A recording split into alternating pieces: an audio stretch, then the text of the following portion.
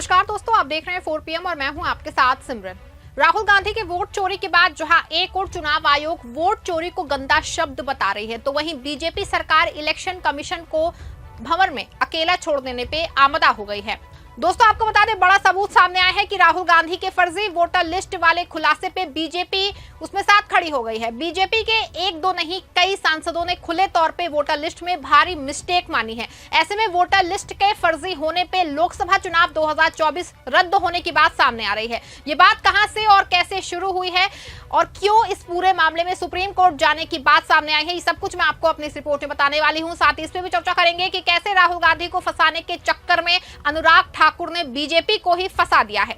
दोस्तों, कहानी की शुरुआत होती है 7 अगस्त को राहुल गांधी के वोट चोरी के प्रेस कॉन्फ्रेंस से हुई थी। इस प्रेस कॉन्फ्रेंस में पूरे देश में एक भयंकर गदर मचा थी कि शहर की सड़कों से लेके गांव की पगडंडियों तक अगर किसी बात की गूंज सबसे ज्यादा थी तो वो वोट चोरी का ही मामला था। आपको बता दूं कि जैसे ही राहुल गांधी ने ये धमाका किया, पहले तो चुनाव आयोग ने साइन दो की गुहार लगाया और लेकिन राहुल गांधी के प्रेस कॉन्फ्रेंस का जवाब अभी तक नहीं दे पाया है। हाँ, इतना जरूर था कि चुनाव आयोग एक राजनीतिक दल की हैसियत से बयानबाजी जरूर कर रहा है।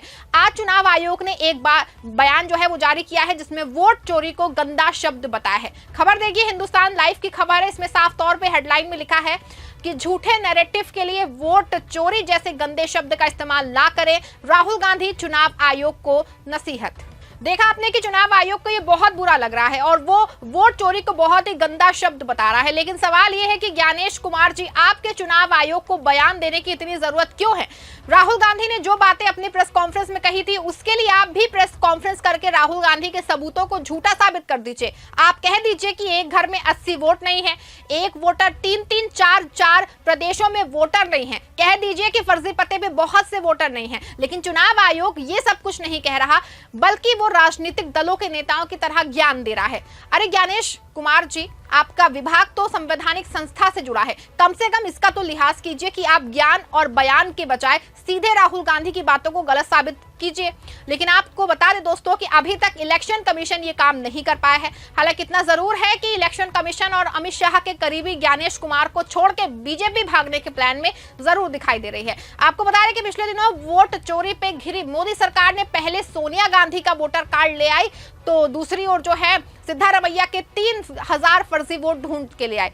लेकिन जब इसमें भी काम नहीं उनका बन पाया तो बीजेपी के सीनियर नेता अनुराग ठाकुर ने खुद निकल के मैदान ले लिया, लेकिन वो खुद ही बुरा फंस गए हैं। वैसे बीजेपी सांसद और केंद्रीय मंत्री अनुराग ठाकुर ने दिल्ली में बीजेपी मुख्यालय पे एक प्रेस कॉन्फ्रेंस की। इस प्रेस कॉन्फ्रेंस में अनुराग ठाकुर ने एक नहीं, दो नहीं, बल्कि 6 लोकसभा सीटों पे फर्जी वोटर लिस्ट का खुलासा किया। ये सीटें हैं रायबरेली, वायनाड, कन्नौज, डायमंड हार्बर, मैनपुरी और कोलाथुर। इन सीटों से राहुल गांधी, प्रियंका गांधी, अखिलेश यादव, डिंपल यादव, अभिषेक बनर्जी और एमके स्टालिन जैसे बड़े नेता जीते थे। अनुराग ठाकुर ने कहा कि इन सीटों पे लाखों फर्जी वोटर हैं। उन्होंने बताया कि रायबरेली में 2 लाख से ज्यादा संदिग्ध वोटर मिले थे, जिसमें 19,512 डुप्लीकेट वोटर, 71,977 फर्जी पते और 15,853 मिश्रित घरों के वोटर शामिल हैं।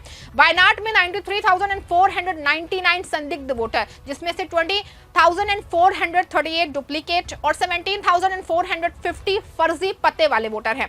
कन्नौज में दोस्तों अखिलेश यादव की सीट पे 2,91,798 संदिग्ध वोटर, जो उनकी जीत के अंतर से 2 गुने हैं। डायमंड हार्बर में 2,59,779 फर्जी वोटर और कोलाथुर में 19,476 संदिग्ध वोटर। रायबरेली में 47 वोटर एक ही घर में। वायनाड में माइमुना नाम की वोटर का 3 बार रजिस्ट्रेशन और कन्नौज में 120 साल की रोजी बेगम का नाम। दोस्तों, अनुराग ठाकुर ने यह भी कहा कि राहुल गांधी और विपक्षी नेता प्रोपेगेंडा किंग हैं, जो हारने के बाद ईवीएम और वोटर लिस्ट पे सवाल उठाते हैं। लेकिन सवाल यह है अनुराग जी, अगर आप खुद ये मान रहे हैं कि वोटर लिस्ट में इतनी बड़ी गड़बड़ियां हैं, तो क्या ये आपकी अपनी सरकार की नाकामी नहीं है? आखिर ये फर्जी वोटर लिस्ट में कैसे आए? और अगर ये सच है तो क्या आप ये कह रहे हैं कि 2024 का लोकसभा चुनाव फर्जी वोटों पर आधारित था? बीजेपी ने प्रेस कॉन्फ्रेंस राहुल गांधी को घेरने के लिए की थी, लेकिन ऐसा लग रहा है कि बीजेपी ने अपने ही पैरों पे कुल्हाड़ी मार ली है, क्योंकि अगर वोटर लिस्ट में इतने बड़े पैमाने पे गड़बड़ियां हैं तो ये सवाल बीजेपी और मोदी सरकार की विश्वसनीयता पे सवाल उठाता है। आखिर चुनाव आयोग जो केंद्र सरकार के अधीन काम करता है ने इतनी बड़ी लापरवाही कैसे होनी थी। अब चलिए इस कहानी को थोड़ा पीछे ले जाते हैं। 7 अगस्त 2025 को लोकसभा में विपक्ष के नेता राहुल गांधी ने प्रेस कॉन्फ्रेंस की थी। इस प्रेस कॉन्फ्रेंस में राहुल गांधी ने सनसनीखेज खुलासा किया था। 2024 के लोकसभा चुनाव में बड़े पैमाने पे वोट चोरी हुई है। उन्होंने महाराष्ट्र और कर्नाटक के आंकड़ों के साथ बताया कि वोटर लिस्ट में लाखों फर्जी वोटर जोड़े गए। राहुल गांधी ने उदाहरण दिया कि कर्नाटक की बेंगलुरु सेंट्रल लोकसभा सीट की महादेवपुरा विधानसभा में 6.26 लाख वोटों में से 1,250 वोटर फर्जी पाए गए।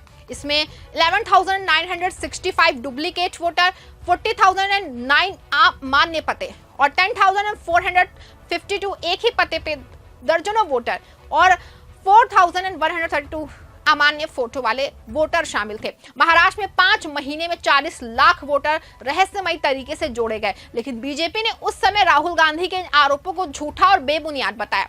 बीजेपी प्रवक्ता गौरव भाटिया ने कहा कि राहुल गांधी बिना सबूत के आरोप लगा रहे हैं, लेकिन अब अनुराग ठाकुर की प्रेस कॉन्फ्रेंस ने राहुल गांधी के दावों को सच साबित कर दिया है।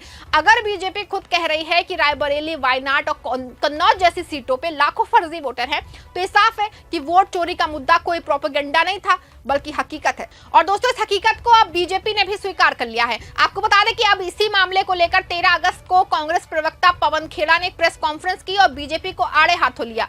पवन खेड़ा ने कहा कि राहुल गांधी ने 7 अगस्त को जब वोट चोरी का मुद्दा उठाया तो बीजेपी 7 दिन तक सदमे में थी, लेकिन अब अनुराग ठाकुर ने खुद प्रेस कॉन्फ्रेंस करके ये मान लिया है कि वोटर लिस्ट में गड़बड़ियां हैं। पवन खेड़ा ने सवाल उठाया कि अगर अनुराग ठाकुर को 6 लोकसभा सीटों में गड़बड़ी के आंकड़े सिर्फ 6 दिन में मिल गए तो कांग्रेस को ये आंकड़े 6 महीने तक क्यों नहीं दिए गए। उन्होंने बताया कि ये साबित करता है कि चुनाव आयोग और बीजेपी की मिली भगत है। खेड़े ने यह भी कहा दोस्तों कि अगर वायनाड में 93,000 फर्जी वोटर हैं जैसा कि अनुराग ठाकुर दावा कर रहे हैं, तो भी प्रियंका गांधी वहां 4,93,000 वोटों से जीती हैं। लेकिन अगर इतने बड़े पैमाने पे फर्जी वोटर हैं तो इसका मतलब है कि पूरा 2024 का लोकसभा चुनाव ही धांधली पे टिका है। पवन खेड़ा ने साफ शब्दों में कहा कि अगर बीजेपी ये मान रही है कि वोटर लिस्ट में लाखों फर्जी वोटर हैं तो ये सरकार अवैध है। इस सरकार को तुरंत बर्खास्त करना चाहिए और नए सिरे से निष्पक्ष चुनाव करवाने चाहिए। खेड़ा ने यह भी मांग की है दोस्तों कि चुनाव आयोग तुरंत वाराणसी की इलेक्ट्रॉनिक वोटर लिस्ट कांग्रेस को उपलब्ध कराए, क्योंकि वहां भी गड़बड़ियों की आशंका है। आपको बता दें कि ये कोई छोटी मोटी बात नहीं है। अगर वोटर लिस्ट में इतनी बड़ी गड़बड़ियां हैं तो ये सवाल उठता है कि क्या बीजेपी ने फर्जी वोटों के दम पे सत्ता हासिल की है, और अगर हाँ तो क्या ये सरकार वैध भी है।